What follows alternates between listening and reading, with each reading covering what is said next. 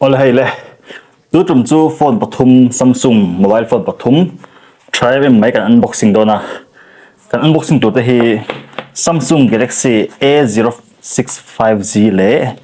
Samsung Galaxy A365Z le Samsung Galaxy A565Z ten ya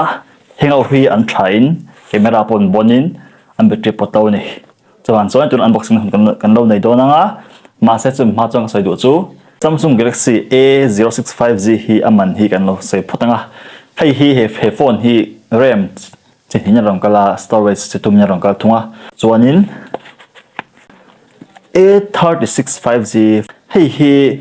RAM chi hinya rong kal le storage chi hinya rong kal thum bokani le chuanin hei hi ni Samsung Galaxy A565Z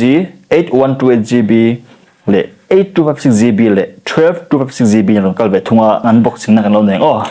A065Z hi phone man tlom si a chuan 5G ron chun ron Samsung ron siam sak ber ni Samsung hianin menor puitan man thei turin man to si lovin 5G phone A065Z ron siama chu unboxing kan lo neng ole to hianin hei Samsung Galaxy A065Z lantan chu ni hei anal khop maya slim po hain mu thei karinga chuan piona A365Z lan bangal envele thunga A365Z hi arong hi awesome blender ania hai rainbow angin kin mua arong ki purple te pol te shing te vuvu hi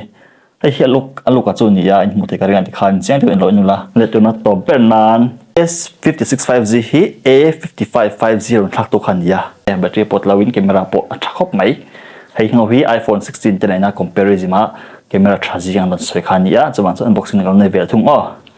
hei pe choi silver aron kala sir ka sai tong khanin aslim maya hai camera po anal khop mai ki amdan ki muthai karinga anal khop mai sir khop maya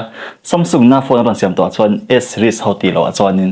LH an bon toru top mega ti mega ma chuan mo tuna hianin anma hian camera 50 12.5 megapixel manga chuan selfie hian 12 megapixel ron thung thawin adapter na chan to lo chan phat chu India sokana gold green an kalpui mek khamin pol khanin an support zelan tinan